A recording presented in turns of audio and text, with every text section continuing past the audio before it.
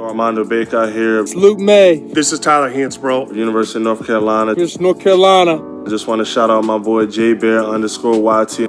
JBear_YT. It's Carolina family, baby. Go Heels. Go Heels. What's up, boys? Welcome back to another video. Today, I'm going to be reacting to some hot takes from you guys about UNC football and basketball for the upcoming 2022-2023 seasons. Yes, so thank you to all the guys out there who were commenting on either the Twitter post or the, the community tab thing about this.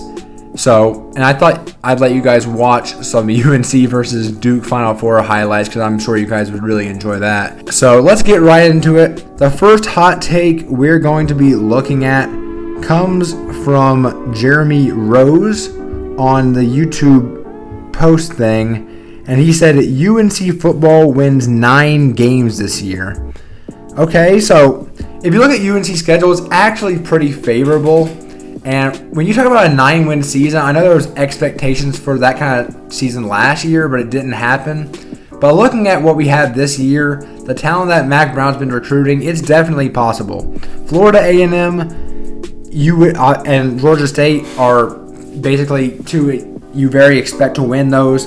App State, the second game of the season, that's definitely losable, don't get me wrong. But you had to imagine with the talent that we've been bringing in, it had to turn up at some point, you know what I'm saying? So really, I mean, you talk about 8 wins, Florida A&M, App State, Georgia State, Virginia Tech, even with they're losing a lot of production, that's a home game. Duke, obviously. Pitt losing Jordan Addison and Kenny Pickett, as well as a few defensive pieces as well. Virginia even, and Georgia Tech. That's 8 wins right there. So you talk about this season, you really just need to pick up one of either NC State, Wake Forest, Miami, and Notre Dame, and that's 9 wins. So it's very possible. This isn't the hottest of takes, but yeah, no, this is very possible. I'd be really excited if that's how it turned out for the Tar Heels. His next is RJ Davis will surpass Caleb Love as the best guard on the team. So, yeah, RJ Davis, that's a hot take right there. It really is. Now, RJ Davis, yeah, he had an elite NCAA tournament. I mean, same thing with Caleb Love at times, but I definitely think RJ Davis was the more consistent player. So, but obviously we know the ceiling is there with Caleb Love. He definitely has a higher ceiling. There are times he is the best player on the court by far, and sometimes he's debatably the worst. So if that consistency gets figured out, I do think Caleb Love will be the better player. But if he's inconsistent like he has been the past couple of years, showing RJ Davis how he's improved, this could be very possible, and RJ Davis could very well be the best guard in the team next year. That is a very possible statement. Excuse me. That's a very possible statement.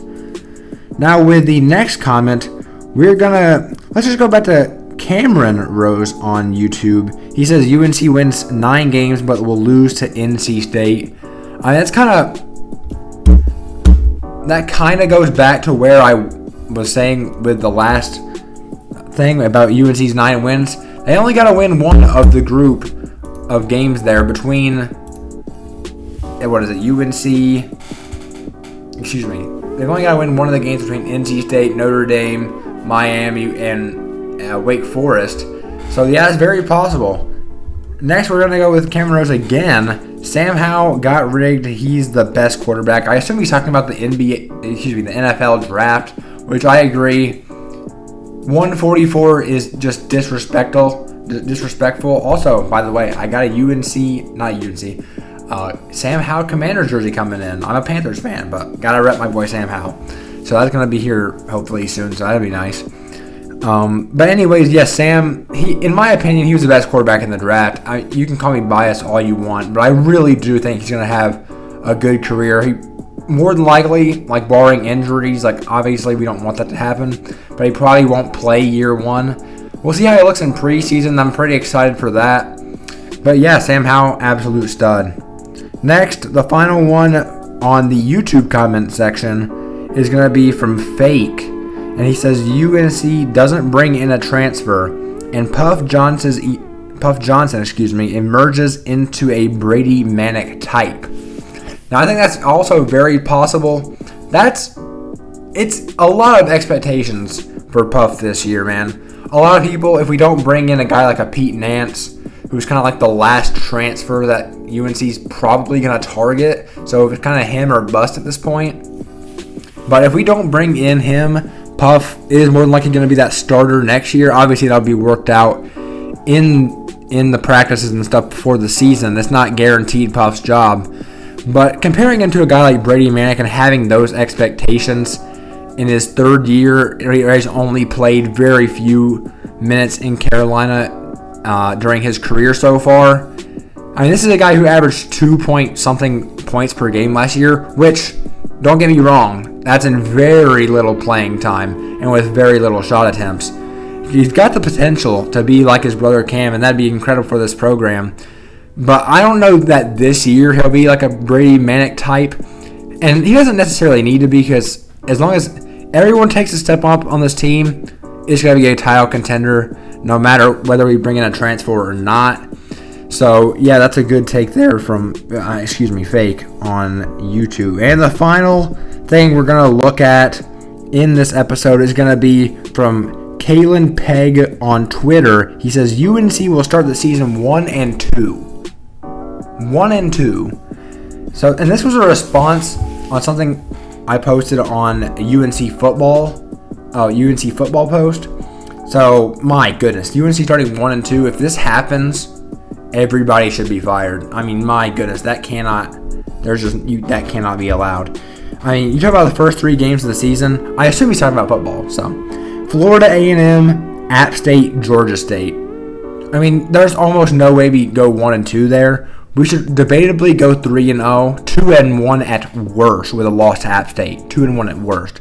But Florida A&M and Georgia State, you cannot lose those games with the recruiting classes that we've been bringing in. So if that happens, I mean, I know it's a hot take, but goodness, if that happens, everyone's fired. Everyone's gone.